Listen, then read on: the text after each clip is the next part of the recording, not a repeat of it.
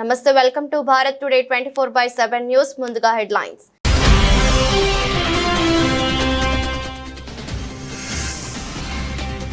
ISS ను చేరుకున్న crew 10 వ్యోమగాములకు Sunitha Wilmore స్వాగతం. ఈ నెల 19న భూమిపై ల్యాండ్ అయ్యే అవకాశం.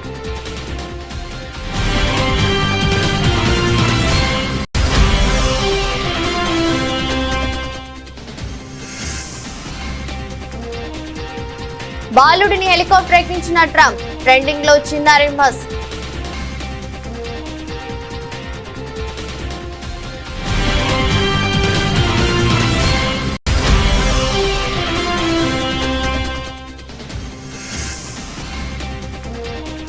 తమిళ భాషపై కేంద్ర మంత్రి అశ్విని వైష్ణవ్ ఆసక్తికర వ్యాఖ్యలు. తమిళం మధురమైన భాష అన్న కేంద్ర మంత్రి.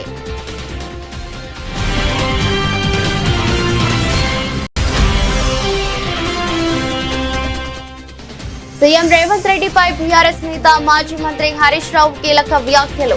చంద్రబాబుకు రేవంత్ గురుదక్షిణ చెల్లించి ఆంధ్రాకు కృష్ణా జలాలు తరలించాలని విమర్శ.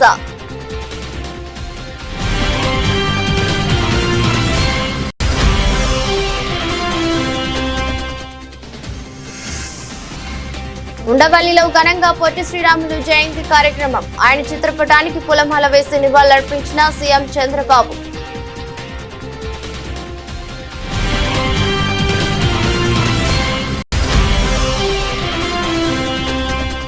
రాజీవ్ యువ వికాసం పథకాన్ని అధికారికంగా ప్రారంభించనున్న సీఎం రేవంత్. లక్షల నిరుద్యోగ యువతకు స్వయం ఉపాధి కోసం 5 లక్షల వరకు అందజేయనున్న ప్రభుత్వం.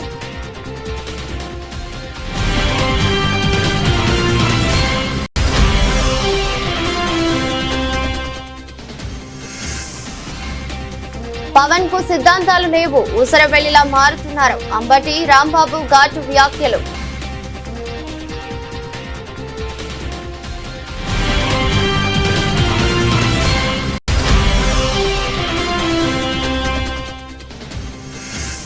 తెలంగాణ వ్యాప్తంగా మండుతున్న ఎండలు. హైదరాబాద్ తో పాటు మరికొన్ని జిల్లాలకు భారత వాతావరణ శాఖ ఆరెంజ్ అలర్ట్ జారీ.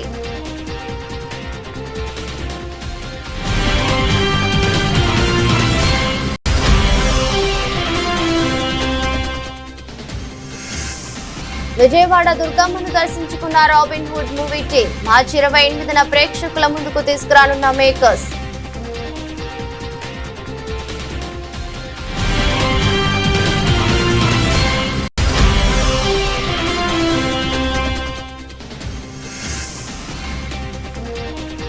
రెండోసారి WPL టైటిల్ కైవసం చేసుకున్న ముంబై. ఫైనల్లో ఢిల్లీ క్యాపిటల్ పై అద్భుత విజయం.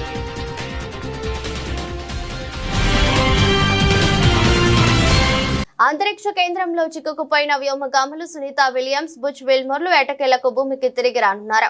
వారిని తీసుకొచ్చేందుకు వెళ్లిన క్రూ 10 షిప్ ఆదివారం ఉదయం 9:37 అంతర్జాతీయ అంతరిక్ష కేంద్రంతో విజయవంతంగా అనుసంధానమైంది. క్రూ 10లో వెళ్లిన 4 వ్యోమగాములకు సునీత విలియమ్స్, బుచ్ విల్మోర్లు స్వాగతం పలికారు. వీరిద్దరి స్థానంలో ప్రస్తుతం వెళ్లిన 4 వ్యోమగాములు ISS లో పనిచేయనున్నారు. క్రూ 10 మిషన్ లో సునీత, బుచ్లు భూమికి తిరిగి రానున్నారు. ఈ నెల 19న వారు భూమిపై ల్యాండ్ అవుతారని అనధికారిక సమాచారం. 2024 జూన్ 5న స్టార్ లైనర్ వ్యోమ నౌకలో సునీత, బుచ్ విల్మోర్లు ISS కు చేరుకున్నారు. వారం రోజుల పరిశోధనల కోసం వెళ్లిన వారిద్దరూ స్టార్ లైనర్ లో సాంకేతిక సమస్యల కారణంగా అక్కడే ఉండిపోవాల్సి వచ్చింది. వారిని అక్కడే వదిలేసి స్టార్ లైనర్ భూమిని చేరుకుంది. ప్రపంచ కుబేరుడు టెస్లా అధినేత ఎలాన్ మస్క్ 4 ఏళ్ల కుమారుడు AX12 సోషల్ మీడియాలో ట్రెండింగ్ లోకి వచ్చాడు. ఆ బుడతడు అమెరికా అధ్యక్ష భవనం వైట్ హౌస్ మైదానంలో అధ్యక్షుడు డొనాల్డ్ ట్రంప్ నడుస్తున్న దృశ్యాలు, ట్రంప్ అతన్ని హెలికాప్టర్ ఎక్కిస్తున్న ఫోటోలు సోషల్ మీడియాలో వైరల్ గా మారాయి. ట్రంప్ వారాంతం నిమిత్తం ఫ్లోరిడాలోని తన నివాసానికి బయలుదేరిన సమయంలో మస్క్ కూడా వెళ్లారు. ఈ సందర్భంలో ట్రంప్ హెలికాప్టర్ ఎక్కేందుకు వెళ్తుండగా ఆయన వెనకే మస్క్ కుమారుడు కూడా నడుస్తూ వచ్చాడు. హెలికాప్టర్ మెట్లు ఎక్కేందుకు బుడతడు ఇబ్బంది పడుతుండగా స్వయంగా ట్రంప్ అతడిని లోపలికి ఎక్కించారు. ఇందుకు సంబంధించిన ఫోటోలు సోషల్ మీడియాలో వైరల్ గా మారడంతో ఎలాన్ మస్క్ స్పందించారు. హ్యాపీ పిక్చర్ అని పేర్కొన్నారు. ప్రస్తుతం ఈ ఫోటోలపై నెటిజన్లు విపరీతంగా కామెంట్స్ పెడుతున్నారు. గ్రాండ్ పా ట్రంప్ అనే హ్యాష్ ట్యాగ్ ట్రెండ్ అవుతుంది.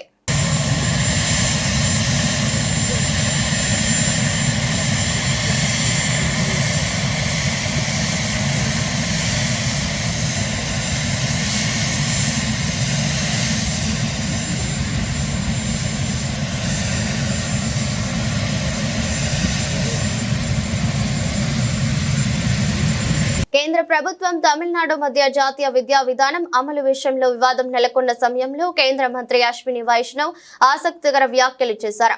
ఆయన రోజు తమిళనాడులోని శ్రీ పెరంబదూరులో జరిగిన కార్యక్రమంలో మాట్లాడుతూ తమిళం మధురమైన భాష అని అన్నారు. తమిళం చాలా మధురమైన భాష, మనమంతా తమిళ సంస్కృతిని గౌరవిస్తున్నామని వ్యాఖ్యానించారు.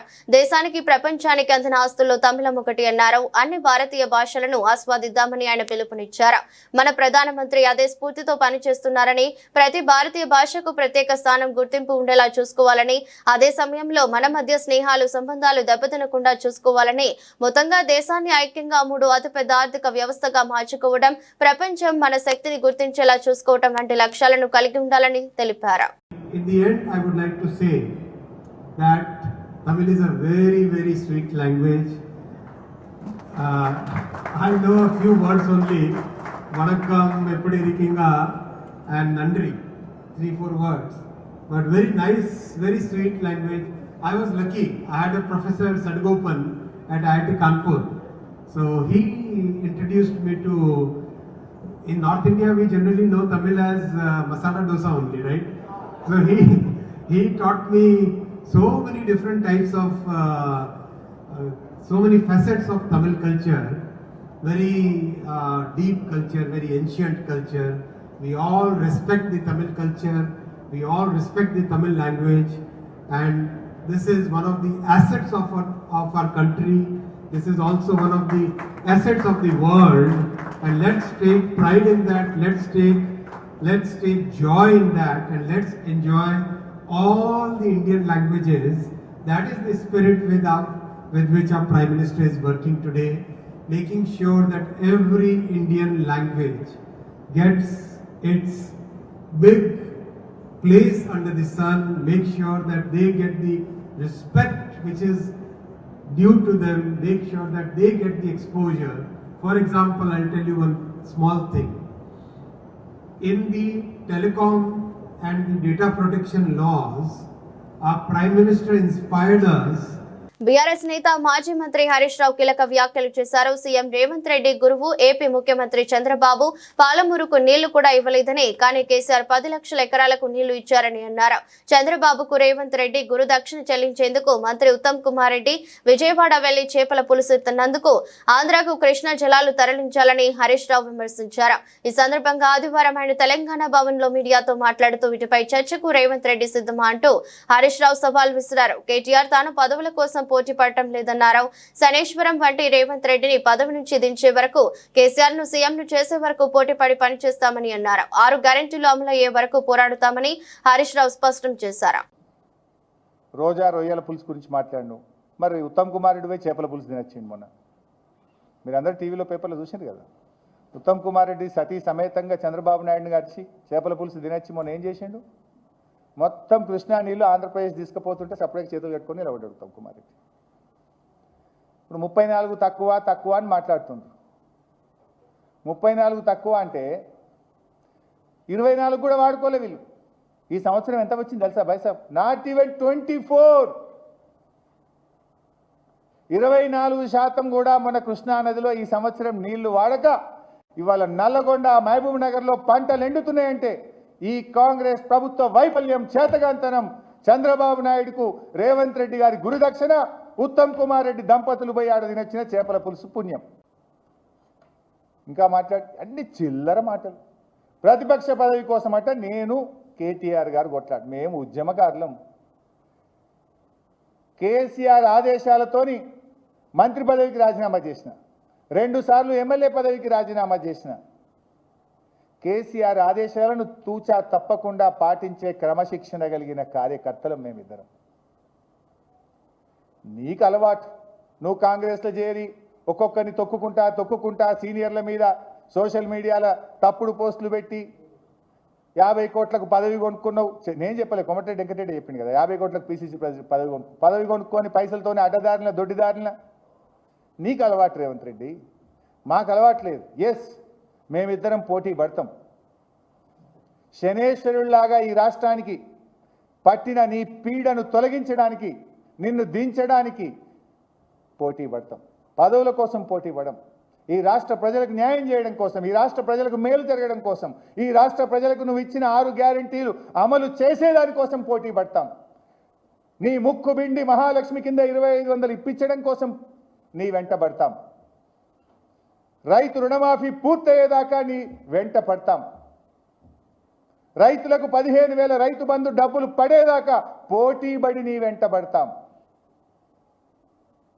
మాకు కుమ్ములాటలు లేవు, నువ్వు చాలా ప్రయత్నాలు చేస్తావు, దింపుడు గల ఆశలు పెట్టుకోకు. We are all. బీఆర్ఎస్లో ఉండే కార్యకర్తలు, నాయకులు అందరిది ఒకే మాట, ఒకే బాట. మా మాట కేసీఆర్ మాట, మా బాట కేసీఆర్ బాట. మా అందరి ఆశయం కేసీఆర్ను తిరిగి ముఖ్యమంత్రి చేయడమే. నువ్వు దింపుడు గల ఆశలు పెట్టుకోకు రేవంత్ రెడ్డి, చిల్లర మాటలు కట్టిపెట్టు. పొట్టి శ్రీరాములు స్వగ్రామాన్ని అభివృద్ధి చేస్తాం, ఆయన నివాసమున్న ఇంటిని ప్రభుత్వమే కానీ కొని మ్యూజియం అభివృద్ధి చేస్తుందని ఆంధ్రప్రదేశ్ ముఖ్యమంత్రి నారా చంద్రబాబు నాయుడు ప్రకటించారు. ఇవాళ ఉండవల్లిలో పొట్టి శ్రీరాములు జయంతి కార్యక్రమం జరిగింది. పొట్టి శ్రీరాములు చిత్రపటానికి పూలమాల వేసి సీఎం చంద్రబాబు, మంత్రి నారాయణ నివాళులర్పించారు. సందర్భంగా చంద్రబాబు మాట్లాడారు. పొట్టి శ్రీరాములు 120వ జయంతి కార్యక్రమాన్ని నిర్వహించుకున్నామని, మొన్నే ఆత్మార్పణ దినోత్సవాన్ని కూడా పెద్ద ఎత్తున చేసుకున్నామని గుర్తు చేశారు. కర్నూలుతో ప్రారంభమైన తెలుగు రాష్ట్రం పెద్ద మనుషుల ఒప్పందంతో కలిశారని తెలిపారు. ఆ తర్వాత హైదరాబాద్ ను రాజధానిగా మార్చగా 11 ఏళ్ల క్రితం జూన్ 2వ తేదీన మళ్లీ ఏపీ విభజన జరిగిందని, ఏపీ ఏర్పాటుకు చాలా తేదీలు వచ్చినా డిసెంబర్ 15వ తేదీన పొట్టి శ్రీరాములు ఆత్మ బలిదానం చేసిన రోజు కాబట్టి ఆ రోజునే పొట్టి శ్రీరాములను మనం స్మరించుకోవాలని ప్రభుత్వం నిర్ణయించిందన్నారు. పొట్టి శ్రీరాములు త్యాగాలను నేటి తరానికి తెలియచెప్పేలా కార్యక్రమాలు నిర్వహించారు.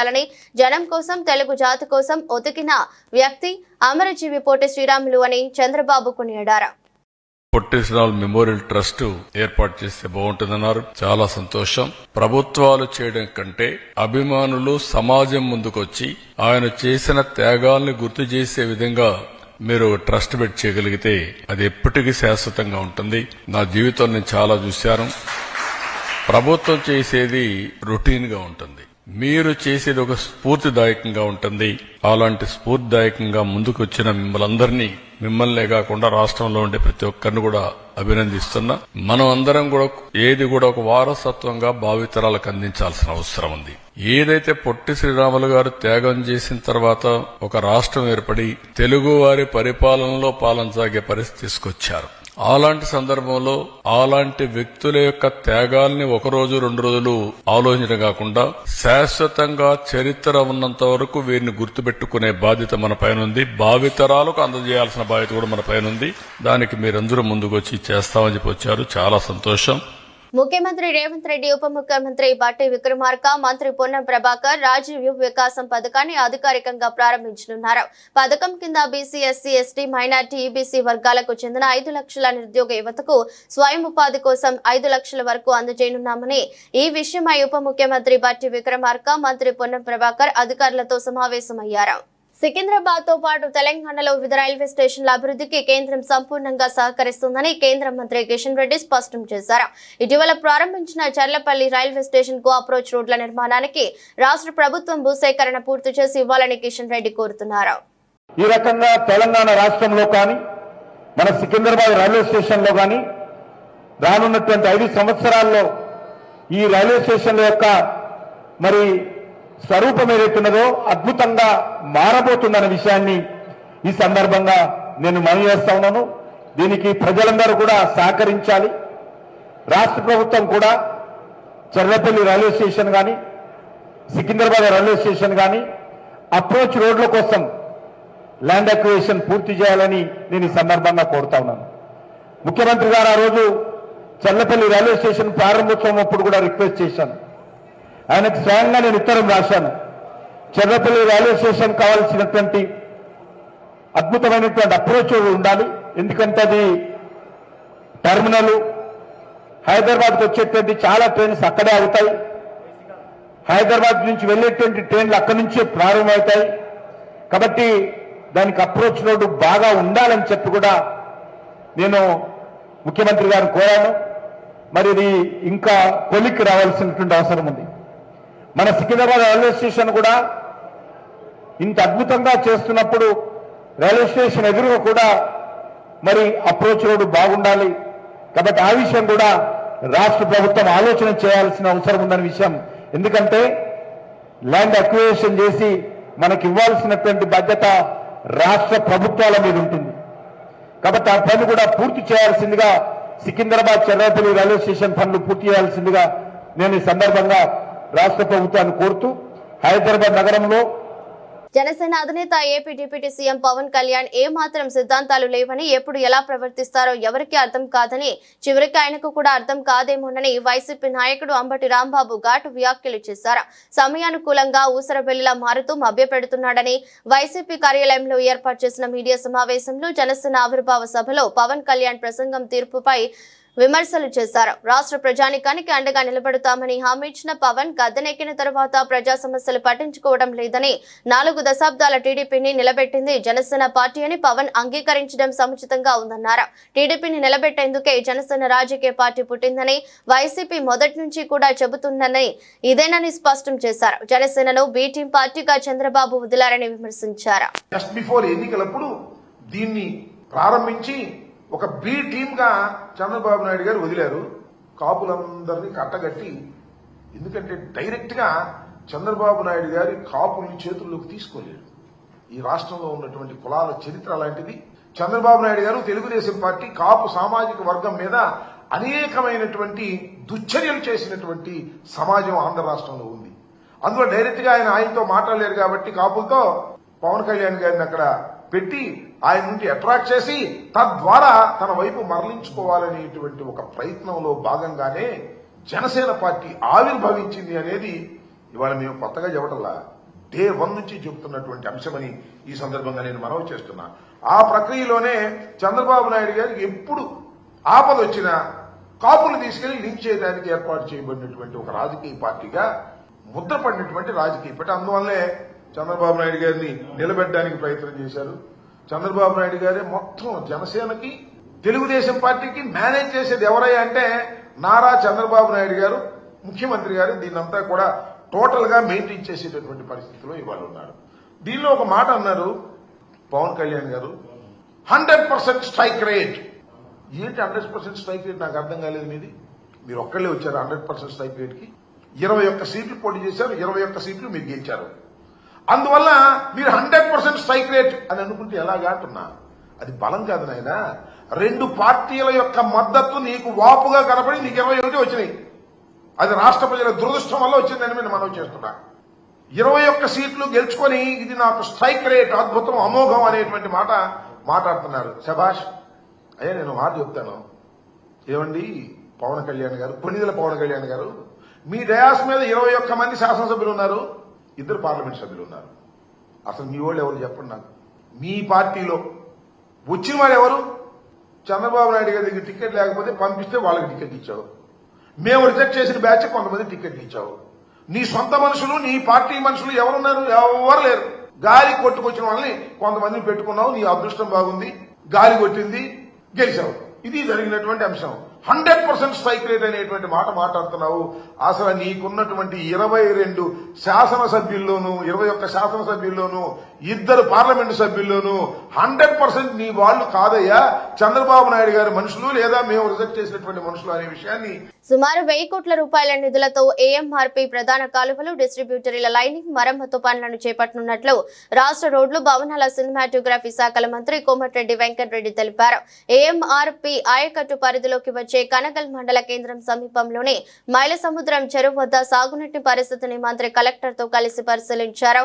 ఈ సందర్భంగా మాట్లాడుతూ అన్ని గ్రామాలకు సాగునీటి ఇవ్వటం జరిగిందని, ఏఎంఆర్పీ కింద సుమారు 2,20,000 ఎకరాలకు గాను ఇప్పటి వరకు 2,15,000 ఎకరాలకు సాగునీటిని ఇచ్చామని, అలాగే ప్రస్తుతం సాగులో ఉన్న పంట పొలాలన్నిటికీ పంట కోత వచ్చే వరకు సాగునీటిని అందిస్తామని, అందువల్ల రైతులు ఎవరూ ఆందోళన చెందాల్సిన అవసరం లేదని మంత్రి స్పష్టం చేశారు.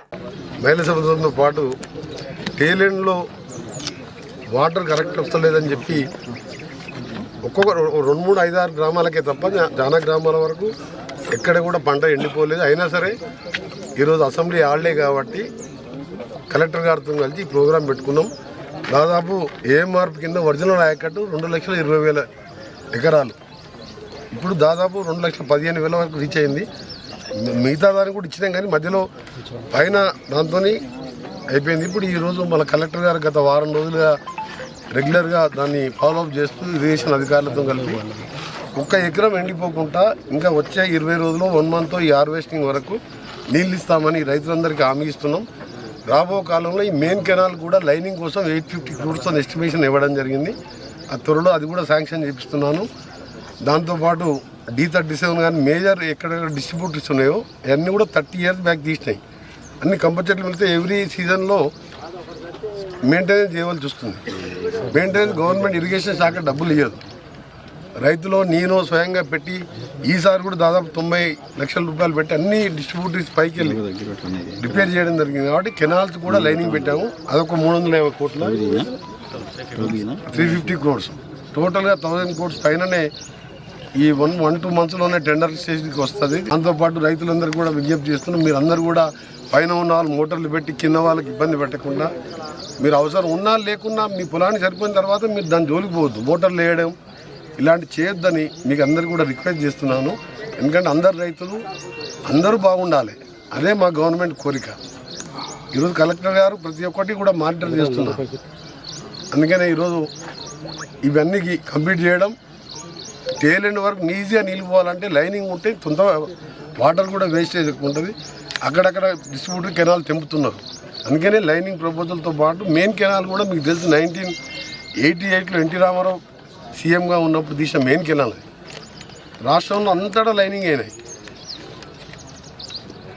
ఉత్తర తెలంగాణలో వరదకాలం 2 సార్లు లైనింగ్ చేసిన 20 years. అందుకని ఆ లైనింగ్ కూడా సీఎం గారు ఇరిగేషన్ మినిస్టర్ మన జిల్లా వాడే ఉత్తమ్ కుమార్ రెడ్డి గారు కాబట్టి ఉత్తమ్ కుమార్ రెడ్డి గారు కూడా ఈ సందర్భంగా ధన్యవాదాలు తెలియజేసుకుంటూ ఆ లైనింగ్ కార్యక్రమాలు కూడా మొదలు పెడతాం. వచ్చే సీజన్ అది టెండర్ అయిపోయిన తర్వాత ఒక 6 monthsలోనే కంప్లీట్ చేసే విధంగా దాన్ని 2 parts చేస్తున్నాం.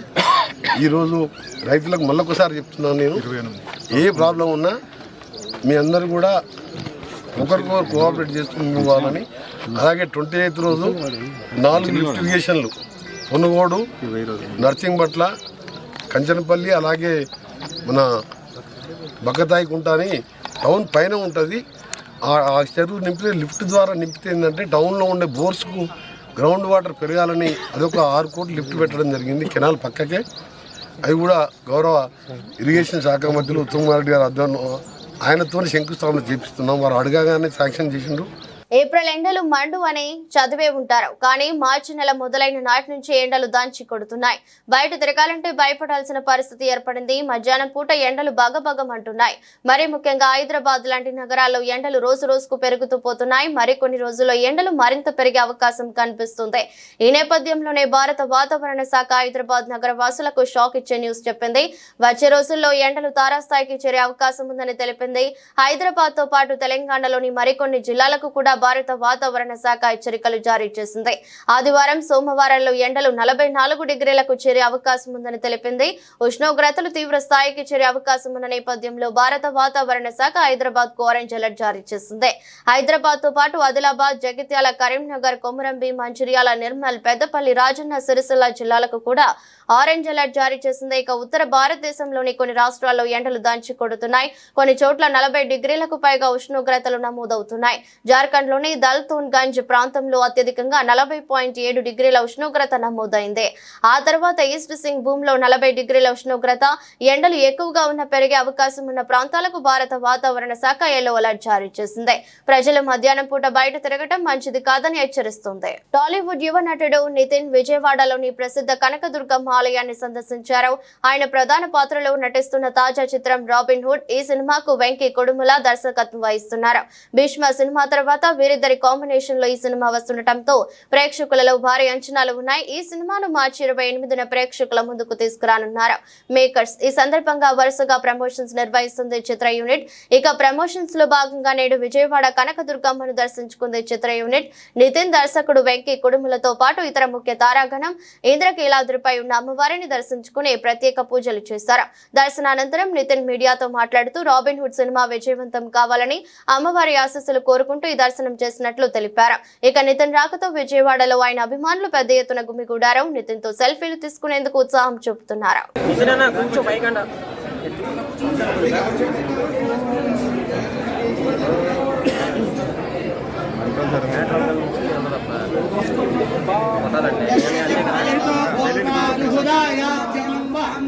गृह पंचदर्शन श्रीकाम सततं जपेत् आनंद कर्तमश्चैवातिपुत्र पुत्र पीड सुताचंद्र पुरुष गोत्राभिवृद्धि सकल कार्य विजयोस्तु।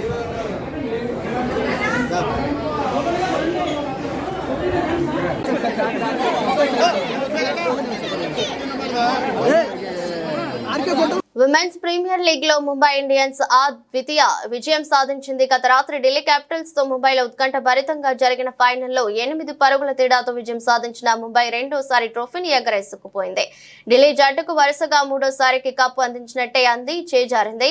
Mumbai captain Harmanpreet Kaur captain innings తో పాటు స్వల్ప లక్ష్యాన్ని కాపాడుకోవడంలో బౌలర్లు చూపిన తెగువ జట్టుకు విజయాన్ని అందించి పెట్టింది. తొలుత బ్యాటింగ్ చేసిన ముంబై జట్టు నిర్ణీత 20 ఓవర్లలో 7 వికెట్ల నష్టానికి 149 పరుగులు చేసింది.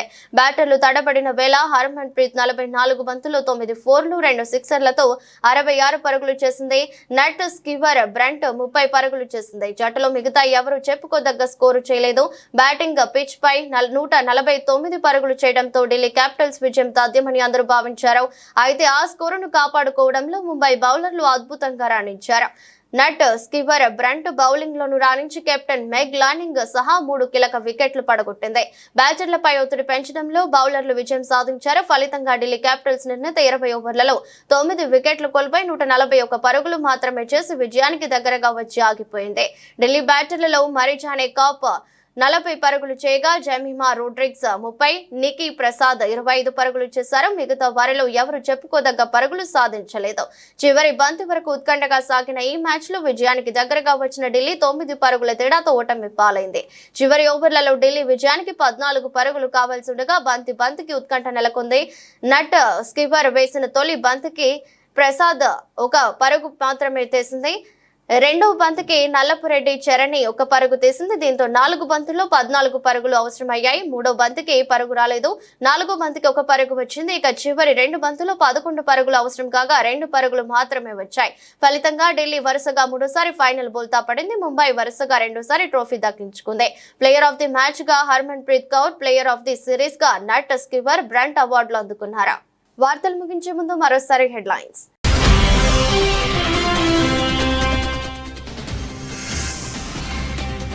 ఐఎస్ఎస్ ను చేరుకున్న క్రూ 10 వ్యోమగాములకు సునీత విల్మోర్ స్వాగతం. ఈ నెల 19న భూమిపై ల్యాండ్ అయ్యే అవకాశం.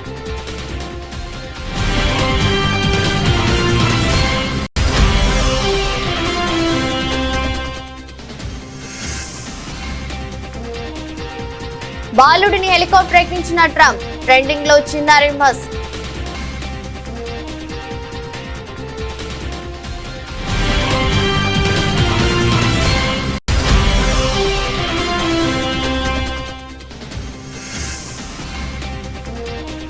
తమిళ భాషపై కేంద్ర మంత్రి అశ్విని వైష్ణవ్ ఆసక్తికర వ్యాఖ్యలు. తమిళం మధురమైన భాష అన్న కేంద్ర మంత్రి.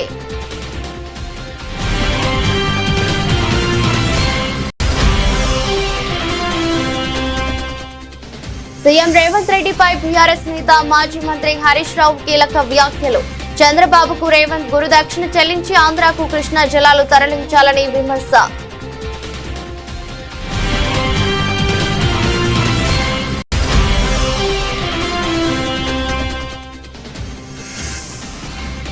ఉండవల్లిలో ఘనంగా పొట్టి శ్రీరాములు జయంతి కార్యక్రమం. ఆయన చిత్రపటానికి పూలమాల వేసి నివాళులర్పించిన సీఎం చంద్రబాబు.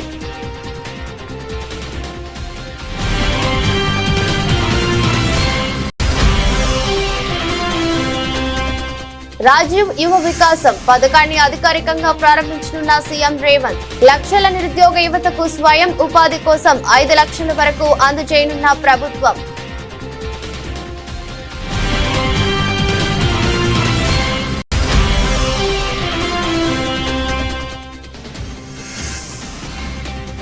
పవన్ కు సిద్ధాంతాలు లేవు, ఊసరవెల్లిలా మారుతున్నారు. అంబటి రాంబాబు ఘాటు వ్యాఖ్యలు.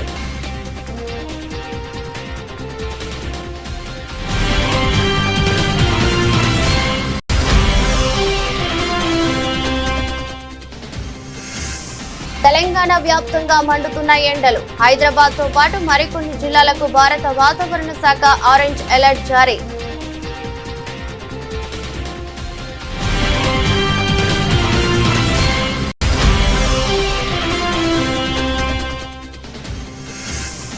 విజయవాడ దుర్గమ్మను దర్శించుకున్న రాబిన్ హుడ్ మూవీ టీం మార్చి 28న ప్రేక్షకుల ముందుకు తీసుకురానున్న మేకర్స్.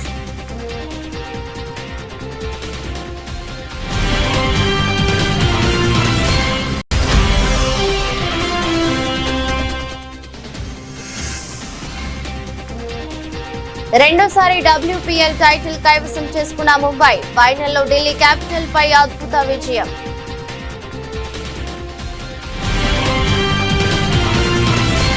ఇది రోజు బులెటిన్. మరో బులెటిన్లో మళ్ళీ కలుద్దాం. అంతవరకు సెలవు. నమస్కారం.